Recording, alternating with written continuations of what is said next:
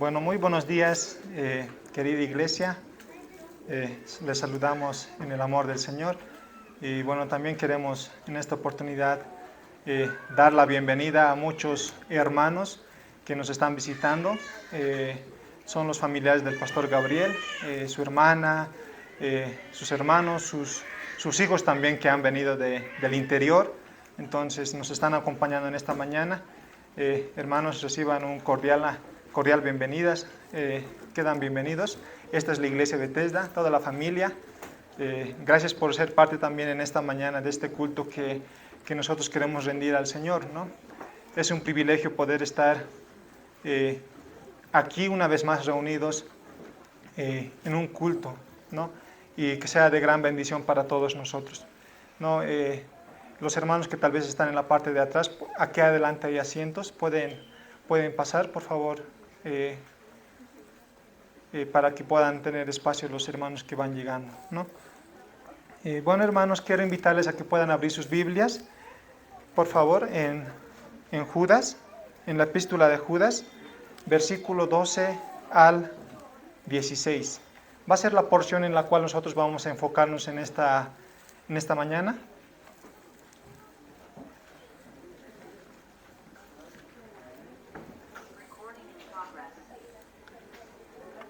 Judas, la epístola de Judas, versículos 12 al 16.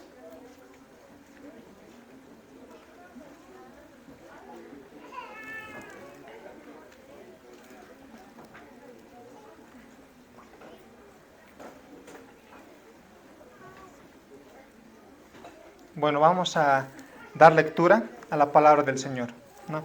Dice así, Judas 12 al 16.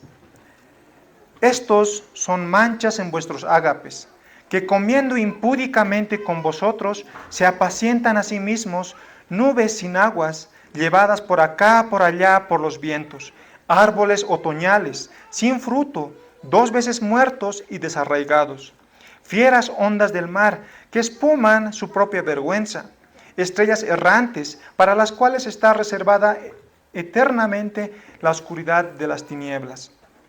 De estos también profetizó Enoc, séptimo desde Adán, diciendo, he aquí vino el Señor con sus santas decenas de millares, para hacer juicio contra todos y dejar convictos a todos los impíos de todas sus obras impías que han hecho impíamente, y de todas las cosas duras que los pecadores impíos han hablado contra él. Estos son murmuradores, querellosos, que andan según sus propios deseos, cuya boca habla cosas infladas, adulando a las personas para sacar provecho. Vamos a orar. Padre Santo, queremos nuevamente agradecerte por permitirnos unir como iglesia en este día, primer día de la semana, y para rendirte culto, rendir adoración delante de ti. Y Señor, que en este tiempo de la predicación de tu palabra, al ser tu palabra leída, al ser tu palabra expuesta y también aplicada a nuestros corazones, Señor, tú puedas transformar nuestros corazones, Señor. Señor, te agradezco por todos los hermanos que están aquí presentes, que van a escuchar, Señor. Te ruego que tú puedas abrir sus corazones, puedas abrir su mente, Señor, y también les des entendimiento, Señor, para que ellos puedan tener comprensión y conocimiento de tu palabra, y aquello pueda llevarlos a una adoración e ir en pos de ti, Señor. Gracias, Señor, te ruego que nos bendigas en este tiempo. Señor, suple mis necesidades, aún mi debilidad, Señor, y Señor, tu palabra sea exaltada, tú seas exaltado, tú seas adorado, Señor. En el nombre de Jesús queremos agradecerte. Amén. Amén. Bueno, hermanos, si se han dado cuenta, nos encontramos en el versículo 12 al 16 de los 25 versículos que contiene la epístola de Judas, ¿ya? Y ya estamos pronto también a terminar, ¿no? Estamos a 2 enseñanzas o 2 domingos de terminar la carta. Sin embargo, hermanos, podemos preguntarnos lo siguiente: ¿por qué esta carta es tan corta? ¿Por qué esta carta solamente tiene 25 versículos, no tiene capítulos? ¿Por qué esta carta es tan corta? Y como hemos visto, hermanos, en el versículo 3, Judas describe que el anhelo que Judas tenía de escribiros era acerca de la común salvación que ellos tenían. ¿Ya? Sin embargo, movido por el Espíritu Santo, lo llevó a escribir de carácter urgente, o sea, esta carta es de carácter urgente, acerca de la defensa de la fe, que Dios les había dado a su pueblo, hombres malos, porque hombres malos y falsos cristianos se habían introducido, se habían infiltrado a la iglesia. Falsos maestros, falsos cristianos, falsos líderes se habían infiltrado en la iglesia para hacer daño. Así que, hermanos, esta carta es urgente, ¿ya? Es urgente porque tiene un tema que también es urgente, ¿ya? Para la iglesia de esos tiempos y también para nuestros días, ¿ya? Y es urgente para nosotros que conozcamos y estemos preparados porque muchos pastores, ¿ya? Bueno, muchos pastores, hermanos, lo llamaron a esta parte los hechos de los apóstatas, ¿ya? La sección que estamos viendo, ¿ya? Ahora, en contraste a los hechos de los apóstoles, ¿ya? Y nosotros, hermanos, tenemos que estar preparados, ¿ya? Porque estos apóstatas se van a, dice, introducir, se van a infiltrar en la iglesia del Señor. Y nosotros como iglesia, como columna y baluarte de la verdad, tenemos que estar a la defensa y también poder identificar a estos falsos. Ahora, hermanos, algo que nosotros tenemos que considerar es que estas personas no serán notorias a nuestras vistas, a nuestros ojos. ¿Ya? No serán notorias, dice Judas, que se van a infiltrar, que se van a camuflar de entre nosotros. ¿Ya? Entonces a nuestra vista no van a estar visibles, sino que ellos dicen que van a entrar encubiertamente. ¿Ya? Van a entrar, en otras palabras, con la Biblia bajo el brazo. ¿Ya? Ahora esto es simbólico, no significa que un hermano que entre con la Biblia en su brazo, él es el apóstata, ¿no? El falso cristiano, sino que se refiere que van a mostrar una cierta piedad, ¿ya? Van a estar sentados entre ustedes, al lado de ustedes. Y nosotros necesitamos, hermanos, conocer cuáles son las características, cuál es el carácter de estos falsos cristianos, de estos apóstatas.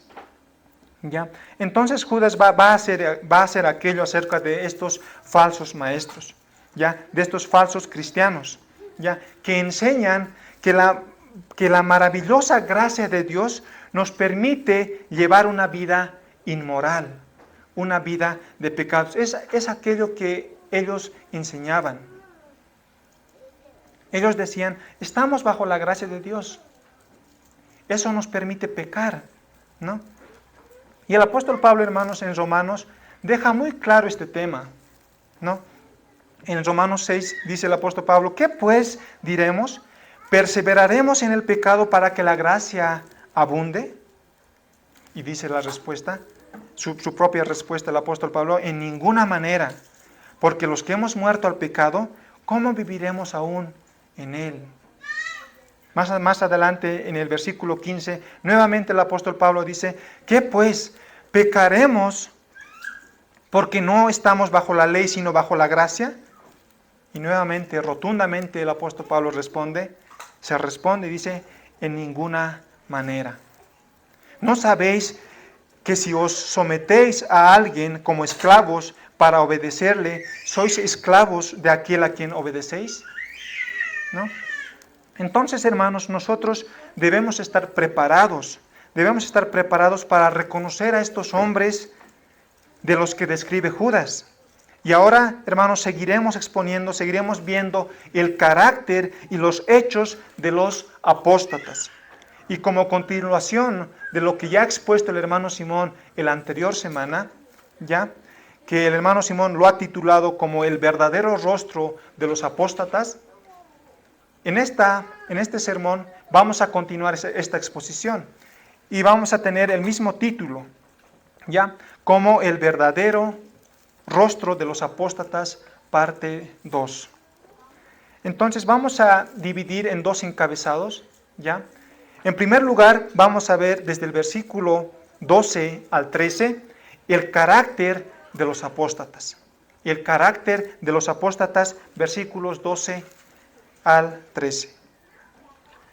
Como en segundo lugar, vamos a ver la condenación final de los apóstatas, versículo 14 al versículo 16. Entonces son estas dos cosas que vamos a ver acerca de los apóstatas. En primer lugar, su carácter, y en segundo lugar, su condenación final. ¿Qué es lo que nos dice el Señor a través de la epístola de Judas? Entonces vamos a empezar con el primer encabezado, el carácter de los apóstatas.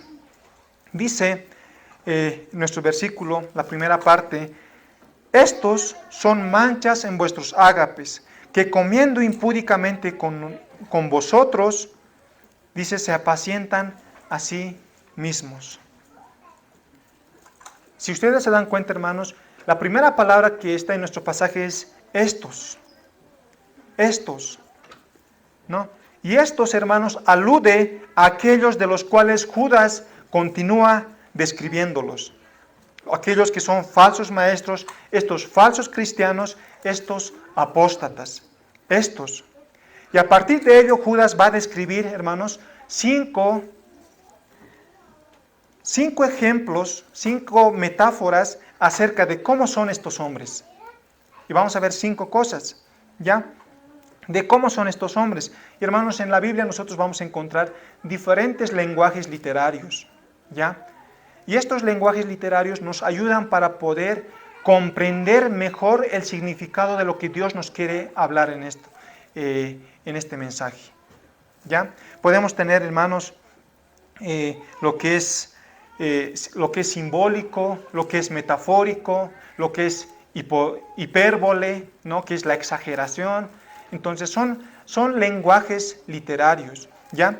Y en esta ocasión, hermanos, Judas nos va a mostrar 5 ejemplos, 5 metáforas, ¿ya? Acerca de cómo son estos hombres. 5 representaciones del carácter de estos falsos. Como por ejemplo cuando en Juan capítulo 10 nos dice que Jesús es la puerta, ¿no? Eso es algo metafórico, es algo simbólico, porque decimos Jesús no es una puerta de madera, no es un trozo de madera, ¿no? Sino que está hablando en un contexto del redil, ¿no? Y Jesús dice, yo soy la puerta. En otras palabras está diciendo, yo soy la única entrada, el único acceso al Padre, ¿no? Y esas son formas, ejemplos que nos ayudan a poder comprender mejor el significado. Y aquí Judas nos va a presentar 5, ¿ya? Y dice de ellos, de estos falsos, que ellos dicen que son manchas en primer lugar. La primera figura, son manchas en vuestros ágapes. Hermanos, la palabra mancha se refiere en el original a rocas marinas ocultas que se encuentran en las orillas del mar. Rocas grandes, fuertes, que se encuentran en las orillas del mar, ¿ya? Pero que no están en la superficie para que nosotros las podamos ver. Están ocultas debajo del mar, pero están medio que sobresaliendo porque representan un peligro para el barco. ¿Por qué? Porque se puede romper. Cuando se van se van acercándose a la costa, entonces esto representa un peligro para los barcos, porque son grandes rocas marinas que se encuentran ahí y son peligrosos. Ahora Judas está diciendo que estos falsos no son visibles a nuestra vista, pero están ahí. Están ahí estos falsos.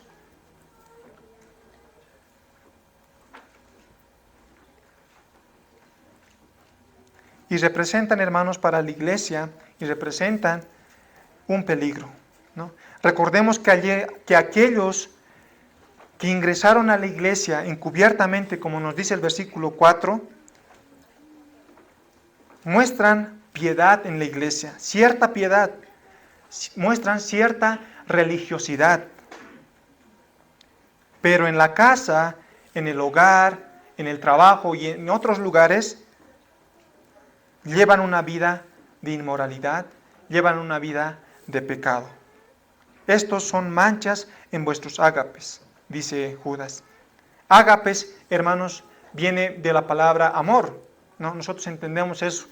Y cuando dice aquí Judas, estos son manchas en vuestros ágapes, ágapes eran también reuniones de amor que la iglesia tenía en esos tiempos. ¿Ya? Eran reuniones de amor, ya sea la Santa Cena o también comidas de comunión, de koinonía, ¿ya? Que comiendo, dice, impúdicamente, se refiere a comiendo sin respeto, con vosotros, dice, se apacientan a sí mismos. Entonces, hermanos, cuando los hermanos de la iglesia se reúnen a compartir en estas fiestas de ágape, dice que todos traían algo.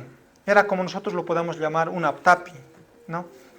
En estas fiestas de ágape, los hermanos, unos traían poco, otros traían mucho, y otros no traían nada.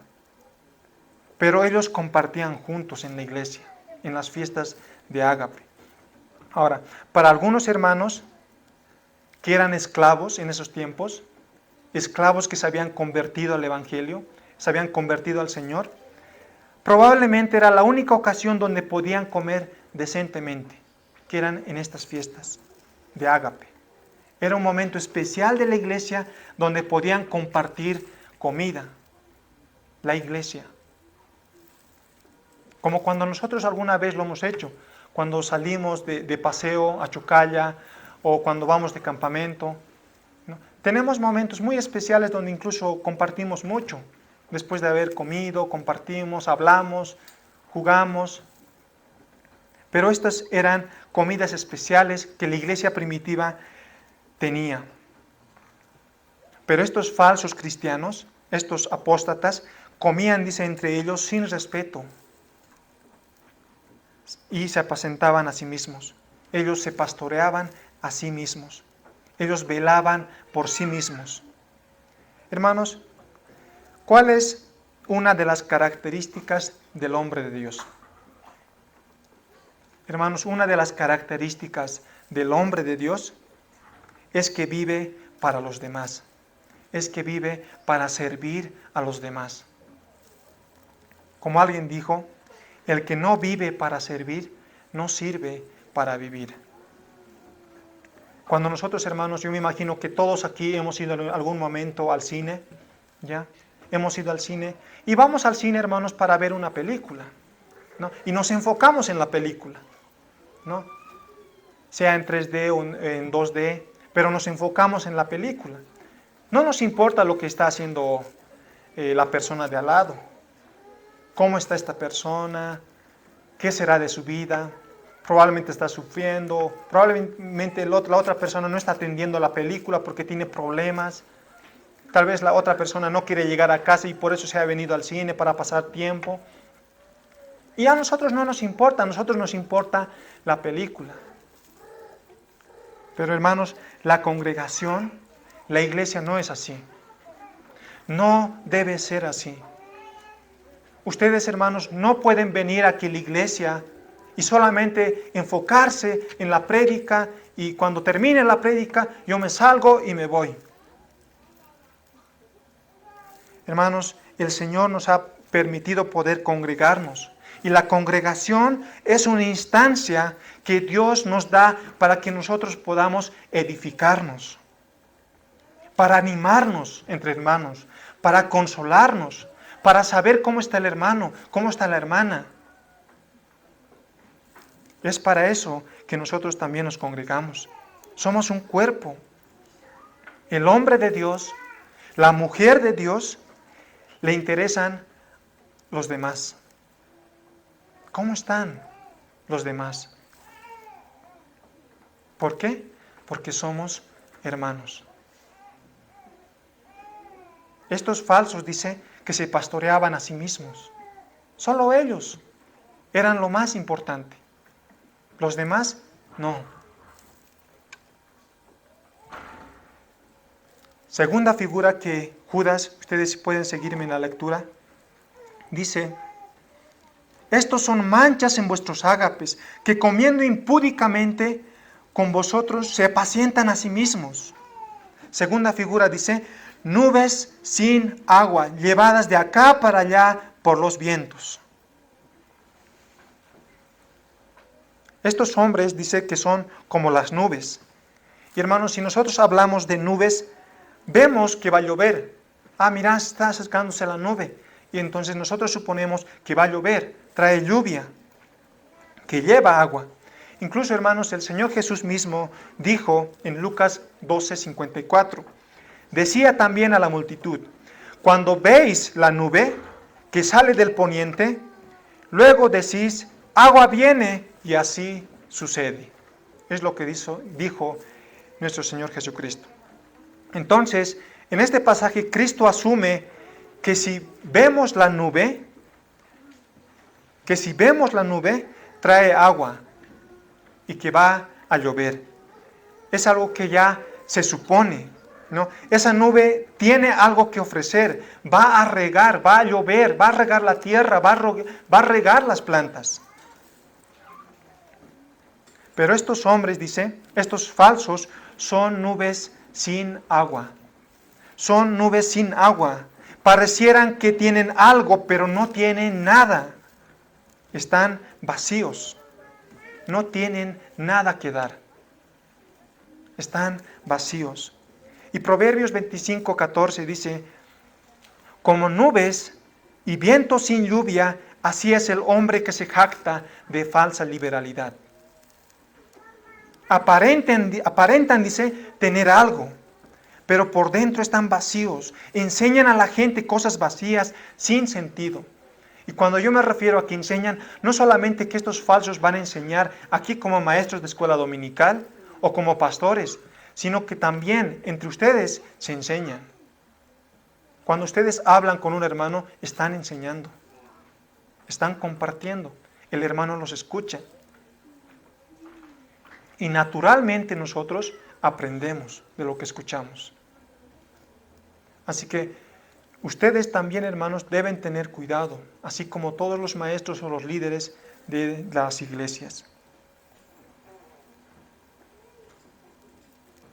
Nubes sin agua, llevadas de acá para allá por los vientos. No tienen dónde aferrarse. Dice que se van para allá, se van para allá. Están en todo lado.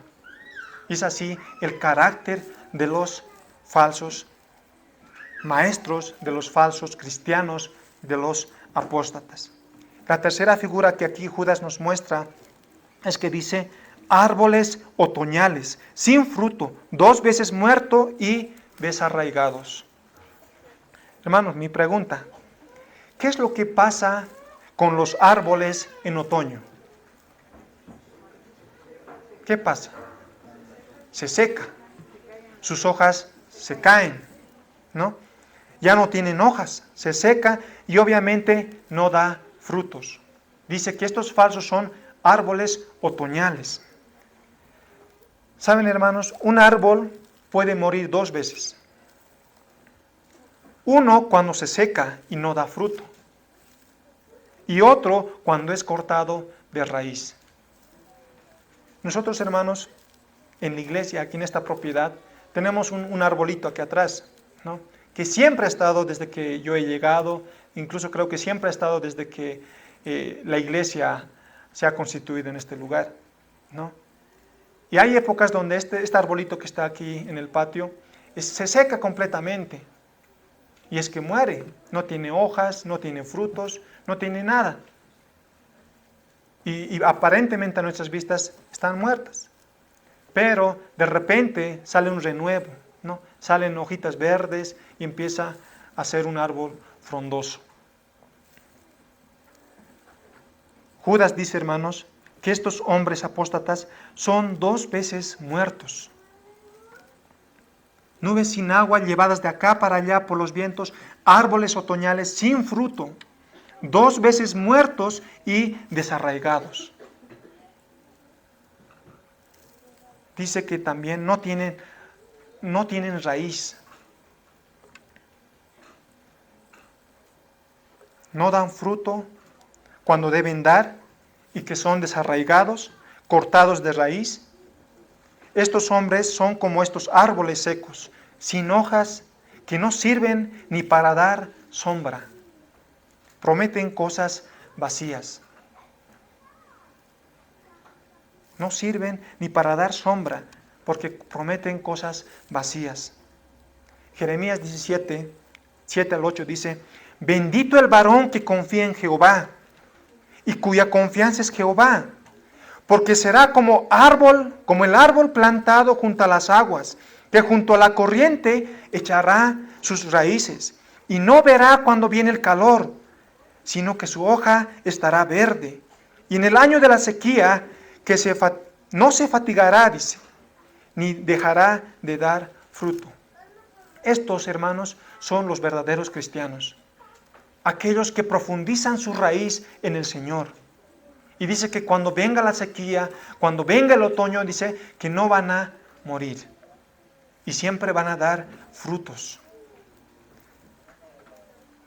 Entonces estos hombres están, dice, vacíos, están desarraigados, que no tienen fundamento, no tienen raíz. No tienen raíz. Y el apóstol Pablo en Colosenses 2, 6 al 7 dice: por tanto, de la manera que habéis recibido al Señor Jesucristo, andad en Él. Andad en Él. Versículo 7. Arraigados y sobreedificados en Él, y confirmados en Él, así como habéis sido enseñados, abundando en acciones de gracias. Entonces los cristianos verdaderos están arraigados y sobreedificados en Cristo. Hermanos, si ustedes son verdaderos cristianos, ustedes están arraigados, enraizados y sobreedificados en Cristo. Y los que no lo son, dice que están desarraigados, que no dan frutos. Hermanos, si como cristianos todos deberíamos dar fruto. Todos. Si usted es cristiano, tiene que dar fruto. Todos deberíamos dar frutos, unos al 30, otros al 60 y otros al 100 por uno. Pero todos deberíamos de dar frutos, si somos creyentes. Todos debemos crecer, hermanos. Nadie puede quedarse donde estaba hace 5 años o hace 2 años. Hermano, ¿has cambiado tú de lo que eras hace 2 años o hace 5 años? ¿Ves cambios en tu vida? ¿O estás como estabas hace 2 años y no ha habido ningún crecimiento? Hermanos, examinémonos porque debemos crecer, ser mejores santos, ser mejores piadosos que ayer, consagrados al Señor. No podemos quedarnos en la misma estatura de hace 2 años atrás. Físicamente lo vamos a hacer, vamos a quedarnos en una estatura, pero espiritualmente, hermanos, no hay eso. Siempre debemos de crecer, crecer y crecer.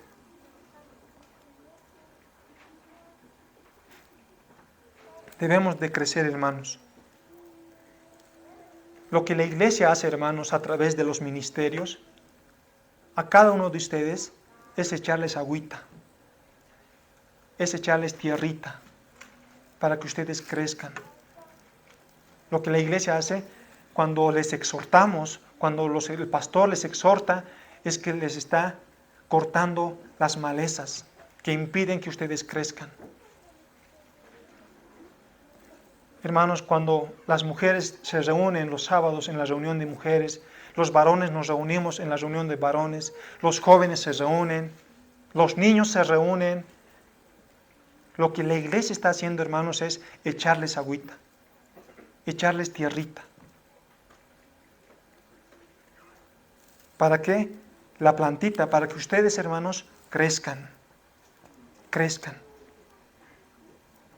Hermanos, si hay todas las condiciones necesarias para tu crecimiento, agüita, solcito, tierrita, hay todo lo necesario para que ustedes crezcan, ¿por qué no estás creciendo? ¿Por qué no hay crecimiento en tu vida? ¿Dónde está el problema? ¿Está en la iglesia o está en ustedes?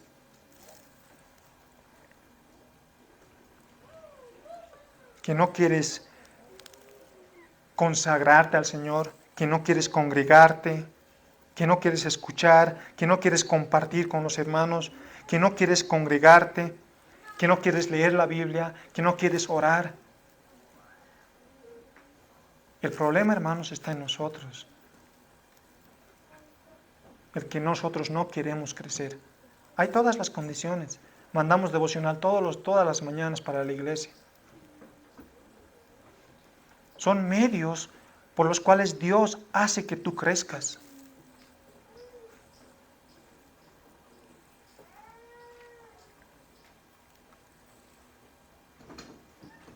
Son árboles otoñales sin fruto, 2 veces muertos y desarraigados. Cuarta figura. Fieras ondas del mar que espuman su propia vergüenza. Fieras ondas del mar que espuman su propia vergüenza. Isaías 57, 20 al 21 dice, pero los impíos son como el mar en tempestad. Hermanos, escuchen esto. Dice, los impíos son como el mar en tempestad, que no puede estarse quieto, y sus aguas arrojan cieno y lodo. No hay paz, dijo mi Dios, para los impíos. Y aquí Judas dice que estos falsos son fieras ondas del mar, que espuman su propia vergüenza. Estos hombres no tienen paz porque siempre van a andar, dice, inquietos. Ellos son tempestades. En contraste a estos hombres que son verdaderos cristianos, creyentes del Señor, nosotros como cristianos somos llamados a estar quietos, a estar sumisos, a estar pacientes, tranquilos, confiando en el Señor. Pero estos hombres, dice, son como violentas olas del mar que arrojan la espuma de sus actos vergonzosos, de sus actos de inmoralidad. Eso es lo que comparten.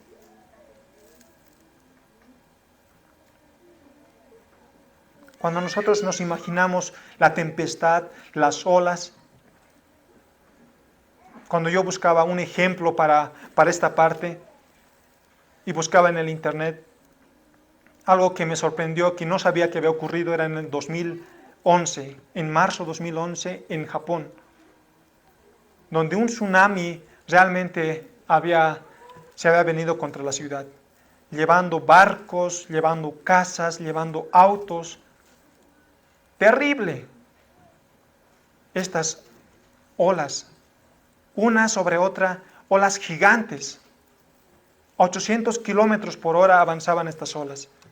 Y con cuánto ímpetu arrasaron contra la ciudad, contra la costa. Hermanos, estos falsos dicen que son así.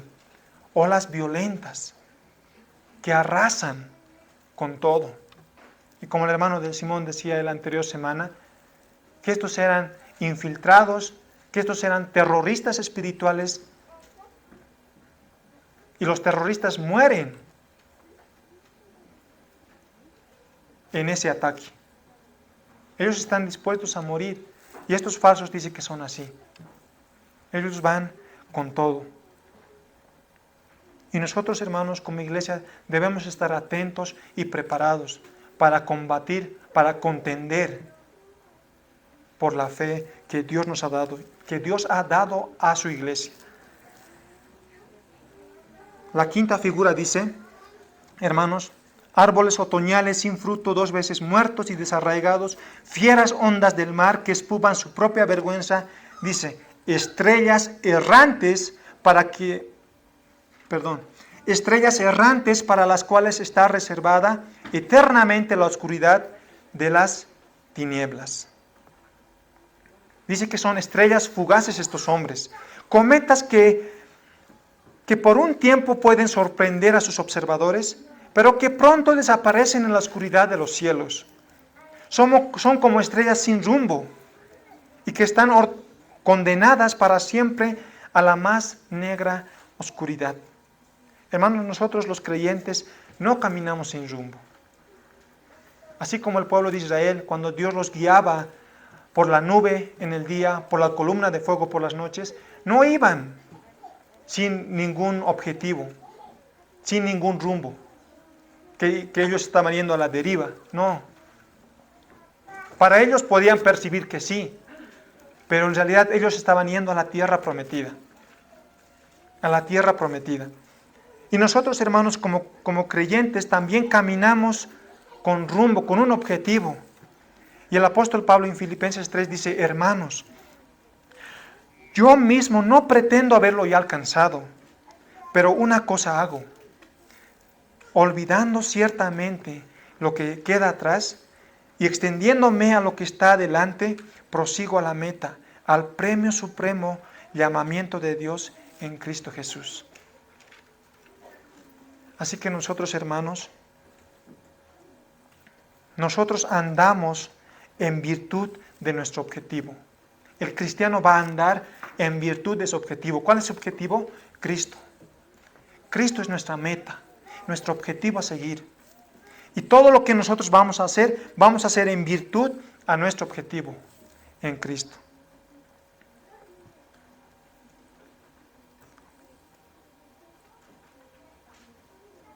Y dice que si es que estos hombres, estos falsos, no se arrepienten, terminarán siendo juzgados por Dios en el castigo eterno.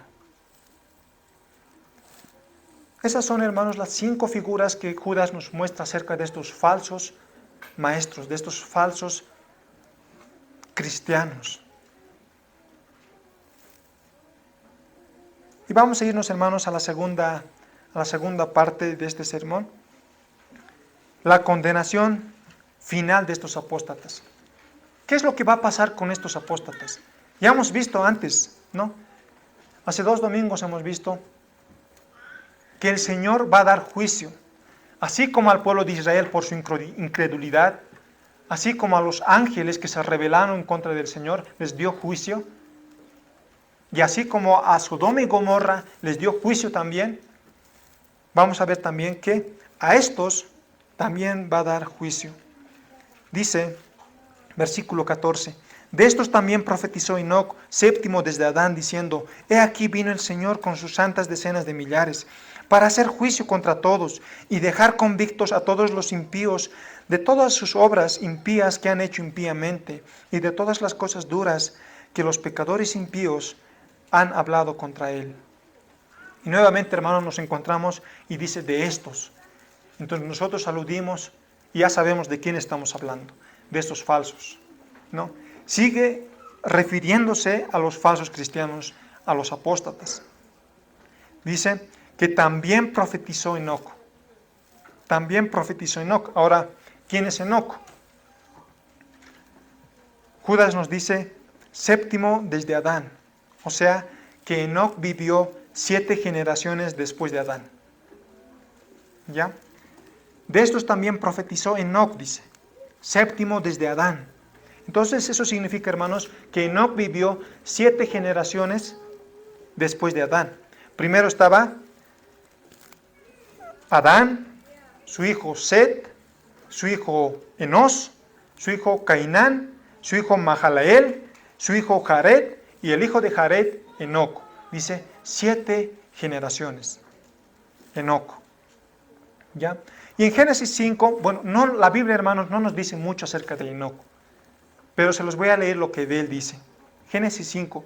Vivió Enoc 65 años y engendró a Matusalén. Y caminó Enoc con Dios después que engendró a Matusalén 300 años y engendró hijos e hijas. Y fueron todos los días de Enoc 365 años. Caminó pues Enoc con Dios y desapareció porque le llevó Dios. El Nuevo Testamento nos dice Hebreos 11, 5 al 6. Pero por la fe Enoc fue traspuesto para no ver muerte, y no fue hallado porque lo traspuso Dios. Y antes que fuese traspuesto, tuvo testimonio de haber agradado a Dios. Pero sin fe es imposible agradar a Dios. porque es necesario que el que se acerca a Dios crea que le hay y que es galardonador de los que le buscan. Eso es lo que nos dice acerca de Enoc. Ahora Judas dice que Enoc profetizó. Ahora la pregunta es, ¿dónde? En el libro de Enoc, ¿no? Y hermanos, vamos a buscar en nuestro libro, en el libro de Enoc 1, capítulo 1, versículo 9. No hay Enoc. Pero lo que vamos a ahora leer está en el libro de Enoc. Y hermanos, lo que dice Enoc, se los voy a leer lo que dice Enoc 1:9. Dice, el Señor vino con muchos millares de sus santos para ejecutar juicios sobre todos y para condenar a todos los impíos de todas sus obras de impiedad que han hecho impíamente y de todas las cosas ofensivas, duras, que pecadores impíos dijeron contra él, o sea, contra Dios. Ahora, hermanos, como ustedes lo dijeron, Enoc, el libro de Enoc no está en la Biblia. ¿Por qué? Porque es un libro apócrifo, ¿ya? Un libro apócrifo, hermanos, hemos estudiado esto. El hermano Simón también ha explicado la anterior sesión, porque también Judas hacía alusión, citaba una cita de un libro apócrifo, que era la Asunción de Moisés, que era también un libro apócrifo, ¿ya? En el versículo 9, si no me equivoco. Ahora nosotros también, Judas, vemos que está citando una porcioncita de un libro apócrifo, que es el libro de Enoc. Un libro apócrifo, hermanos, es un libro oculto. Apócrifo significa simplemente oculto, ¿ya? Que ha sido escrito en el periodo intertestamentario, ¿ya? Entre lo que abarca el tiempo del oscurantismo, se podría decir, y entre lo que es Malaquías a lo que es los evangelios, ¿ya? Entre el Antiguo Testamento y el Nuevo Testamento. En ese lapso ha habido un tiempo en el que Dios no se revelaba, ¿ya? Ni por sueños, ni por profecías, por nada. Había un silencio de parte de Dios. Y en esos tiempos se escribió muchos escritos, que nosotros los llamamos apócrifos. Y dijimos también que la Iglesia Católica Romana los llama deuterocanónicos, ¿ya? Que ellos lo consideran como de segundo canon, ¿ya? Pero nosotros los consideramos como apócrifos, que no son inspirados por Dios, ¿ya? Ahora, muchos de estos escritos, hermanos, contienen acontecimientos históricos que nos pueden ayudar a ver un panorama más general de las Escrituras, ¿ya? Un panorama más amplio de algunas cosas, ¿ya? Y como hemos estudiado en la Confesión de Fe de Londres de 1689, y dice la Confesión, hablando de los apócrifos, no tienen autoridad para la Iglesia de Dios, ni deben aceptarse ni usarse, excepto de la misma manera que otros escritos humanos, ¿ya? Los apócrifos deben ser considerados así, como otros escritos humanos, y no tienen autoridad sobre la Iglesia. Ahora Judas, ustedes podrían decir, hermanos, entonces, esta partecita no la consideramos como autoridad. No. El hecho de que, hermanos, Judas cita un pasaje de un libro apócrifo, es que Judas es guiado por el Espíritu Santo para citar y validar la profecía, tal como fue preservada por la tradición judía, ¿ya? Entonces, el hecho de que Judas ha sido guiado por el Espíritu Santo al escribir Judas, nosotros lo consideramos como autoridad para la iglesia, el libro de Judas, ¿ya? Entonces Judas, hermanos, está confirmando no el escrito, ¿ya? Esto tenemos que entender un poco bien, hermanos, ¿ya? Judas no está confirmando el escrito, sino lo que dice. O sea, Judas confirma acerca del juicio que vendrá para estos apóstatas, ¿ya? Solamente está citando, y al citarlo, Judas está confirmando de lo que ya estaba escrito acerca de lo que va a ocurrir con estos falsos maestros, acerca de estos apóstatas. ¿Qué dice? Que va a traer juicio sobre ellos. Dice, de estos también profetizó Enoc, séptimo desde Adán, diciendo, he aquí vino, ¿no? Y nosotros, si se dan cuenta, he aquí vino, ya está en el pasado, está en tiempo pasado. He aquí vino. Ahora mira, esta profecía se hizo hace muchos miles de años antes de que Cristo venga. Pero dice, he aquí vino, como si ya ocurrió, ¿no? Y en muchas partes de la Biblia nosotros vamos a encontrar eso, hermanos. Que vamos a encontrar algo que todavía no ha pasado, pero algo como escrito en forma de pasado, como si algo ya hubiera ocurrido. Y es porque en la mente del Señor es tan seguro que va a ocurrir que lo escribe de esa manera. Algo verdaderamente. Y el apóstol Pablo dice que nosotros ya hemos sido glorificados en Romanos. Nosotros ya hemos sido glorificados, pero no hemos llegado a la eternidad. Pero es una seguridad que nosotros vamos a estar ahí. Y eso es lo que quiere decir esto, ¿no? He aquí vino en pasado, vino el Señor con sus santas decenas de millares, se refiere a los ángeles, para hacer juicio contra todos, dice, y estos todos se refiere a los apóstatas. Dice, contra todos y dejar convictos. Está diciendo, y dejar convencidos, redarguidos, dejarles sin palabra a estos.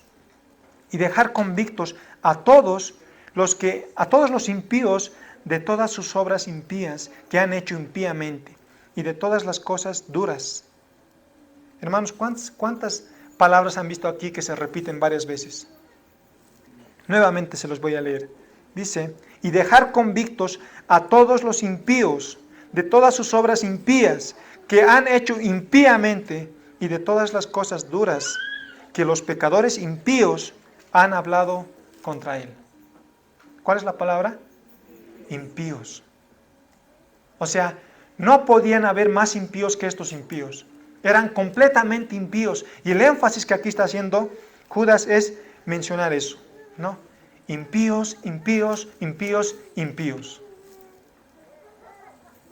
Y dice, y de todas las cosas duras. Se refiere a palabras duras, a palabras insolentes, sin respeto, sin reverencia. Estos apóstatas no en sus palabras eran, dice, duras, sus palabras insolentes. No tenían respeto delante del Señor y no tenían reverencia delante del Señor. De todo lo que hablaban contra Él, dice, contra Dios. Entonces, hermanos, entendemos que desde la antigüedad Dios habló a través de Enoc que esto sucedería, que vendría la apostasía y con ella vendría también el juicio para ellos. Así que como Dios castigó a estos apóstatas en el pasado, también los va a castigar ahora y los va a castigar en el final. Dios va a traer juicio a los apóstatas. Dios les va a dar juicio. Lo hizo en el pasado, lo va a hacer ahora y lo va a hacer en el futuro. Último pasaje, hermanos, versículo 16. Estos son murmuradores, querellosos, que andan según sus propios deseos, cuya boca habla cosas infladas, adulando a las personas para sacar provecho. Así son estos falsos. Estos apóstatas, falsos cristianos, dice que son murmuradores, querellosos. Y estas dos palabras nos reflejan que estos hombres andan quejándose todo momento y de todo. Se andan quejando de todo y en todo momento. Y solamente viven para poder satisfacer sus propios deseos. Que se jactan o que se enorgullecen de sí mismos, hablando lisonjas o hablando bonito a los demás para conseguir lo que quieren. Hermanos, cuando un hermano está en pecado, estos hombres van donde ellos y le dicen, ¿sabes? Yo también cometo pecados. No te preocupes. Dios es un Dios de gracia. Dios es paz y amor. Hablan así, hermanos, porque quieren conseguir algún provecho de esta persona. Hermanos, el verdadero cristiano, el verdadero hombre de Dios, mujer de Dios, cuando ve que alguien está pecando, va donde él o donde ella y le dice, mira hermano, estás en pecado. Estás en pecado. Y si vengo a decirte, es porque te amo. Porque si no te dijera nada, más bien te estuviera adulando y diciendo, no, no te preocupes, Dios te va a perdonar.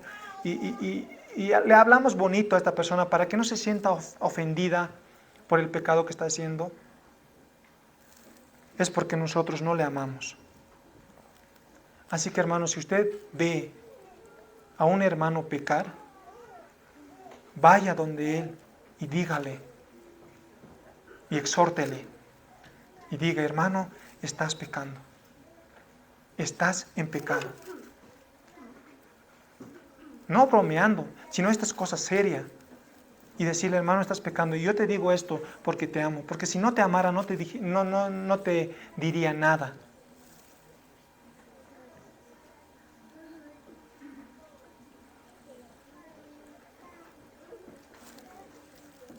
Si fuera falso este hermano, le daría lo mismo cómo está el hermano que está pecando. Le daría lo mismo, no le importa. Esa era la actitud de los falsos. Los falsos hablaban todos, bonito a todos. Estén pecando o no estén pecando. Dice que les adulaban. Así que hermanos, lo que aprendemos de aquí es que el cristiano no va a velar solamente por su vida. No solamente. Va a velar, pero no solamente por su vida, y ni tampoco solamente por la vida de su esposa y la vida de sus hijos, sino también por los hermanos. Un verdadero cristiano debe velar por toda la iglesia, por todos los hermanos. Por eso Dios nos ha puesto ahí, en la iglesia. No podemos hablar, hermanos, con lisonjas, y cuando digo, hermanos, lisonjas significa alabanza. Este es el significado de la palabra lisonjas, hermanos. Alabanza exagerada y generalmente interesada que se hace a una persona para conseguir un favor o ganar su voluntad. No podemos hablarle bonito porque, no, el hermano se va a molestar y ya no me va a hablar, o ya no me va a prestar dinero, entonces no le diré nada. O ya no va a venir a la iglesia, mejor no le digo nada.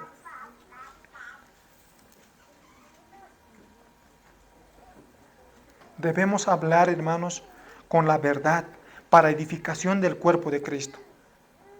Como alguien dijo, prefiero herirte con la verdad que matarte con una mentira. Prefiero herirte con la verdad que matarte con una mentira. Hermanos, por amor a nuestros hermanos, nosotros debemos hablar con ellos. Muchos pastores, aún hermanos, pueden pensar que al confrontar a un hermano con su pecado, lo pueden perder.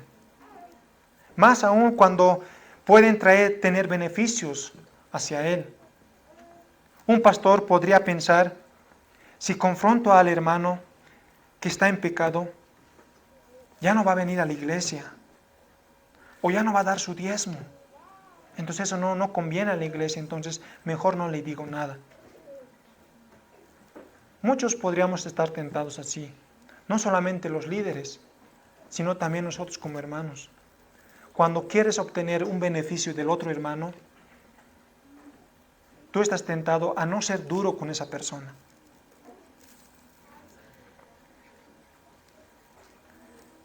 No debe ser esa nuestra actitud, hermanos. Si ya no viene, hermanos, otros vendrán.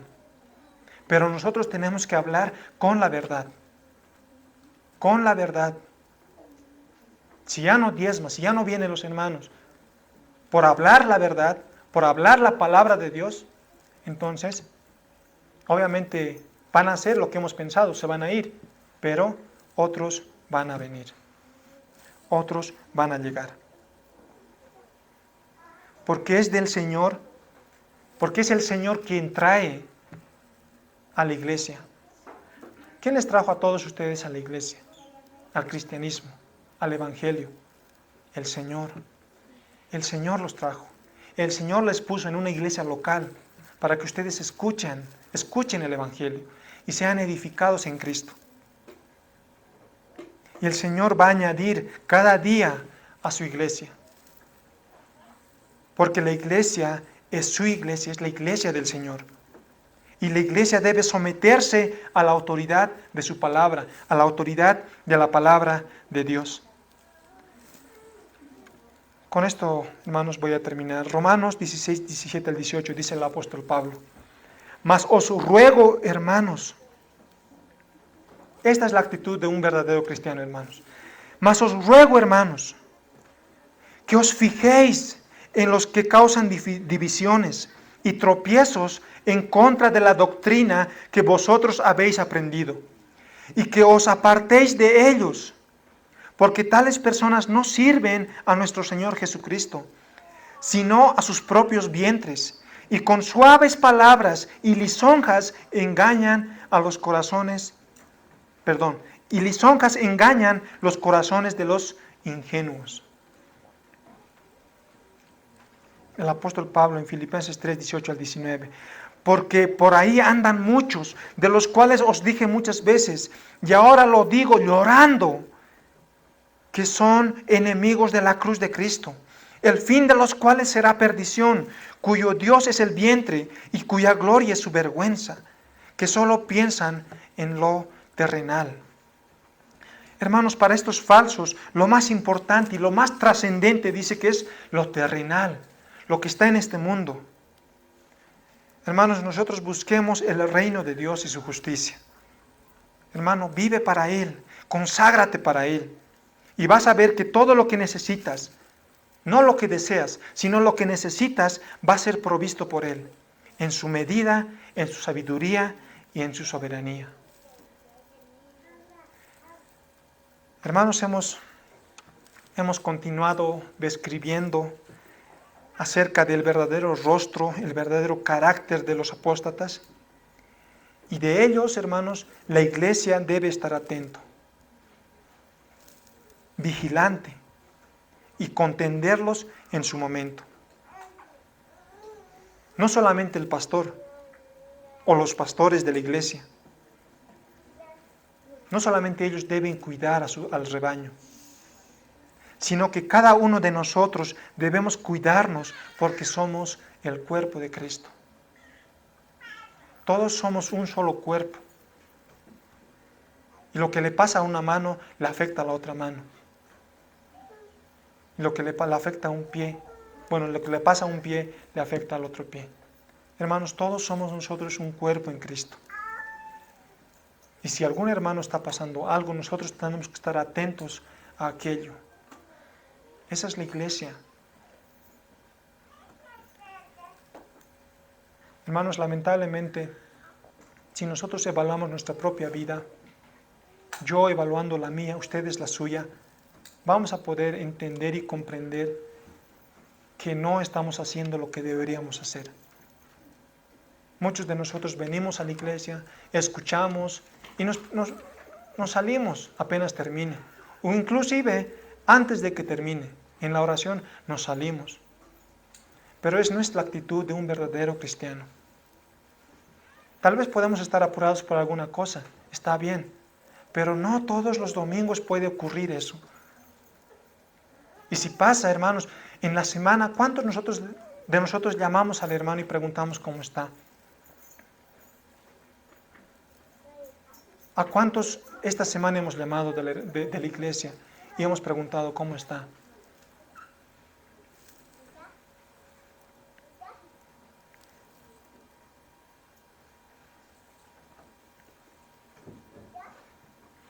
Hermanos, cada uno de nosotros debemos cuidarnos porque somos un cuerpo. Hermanos, que el Señor nos ayude, el Señor nos cuide y sobre todo el Señor pueda ayudarnos a hacer esta labor de ser partes de un cuerpo. y de un cuerpo defender aquel tesoro que el Señor nos ha dado, que es su palabra. Nosotros conozcamos la verdad, nos aferremos a la verdad y también difundamos la verdad.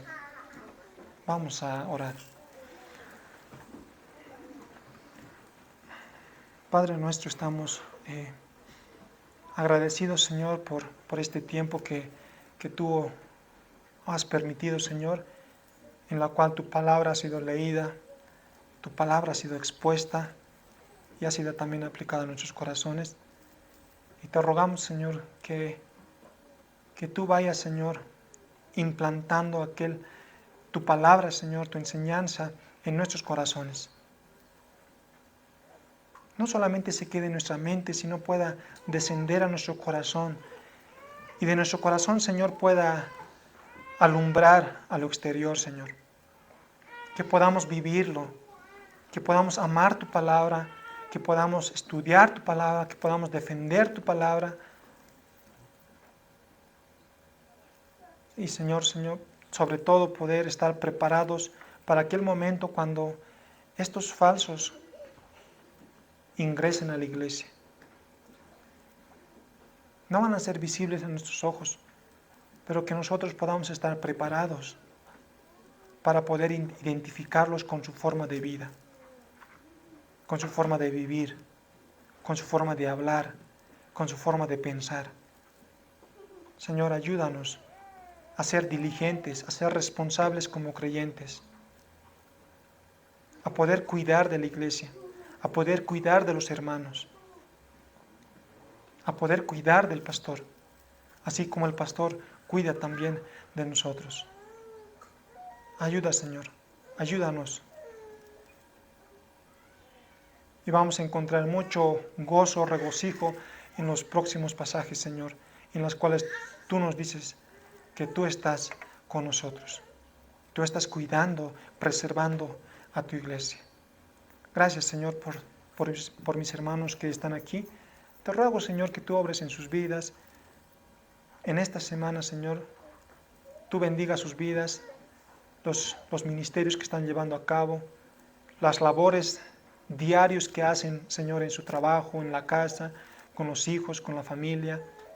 Señor, ayúdanos a mostrar un carácter piadoso, un carácter digno de un hijo de Dios. En todos los lugares, Señor, en la forma en la que hacemos las cosas, en la forma en la que expresamos las cosas, en la forma en la que pensamos también. Ayúdanos, Señor. Nos encomendamos en tus manos. Nuestras vidas las disponemos delante de ti. Gracias, Señor, por aquellos hermanos que están de visita. Bendícelos, Señor, en todo lo que ellos están haciendo y donde están haciendo, Señor. Lejos de aquí, Señor, pero tú has permitido poder estar en esta mañana para escuchar tu palabra en este lugar. Bendícelos, Señor, bendice a nuestro amado Pastor Gabriel.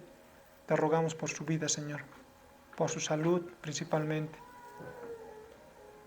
para que él pueda seguir, Señor, haciendo lo que más ama, Señor, que es servirte, pastoreando su iglesia. Gracias, Señor. En el nombre de Jesús queremos agradecerte. Amén. Amén.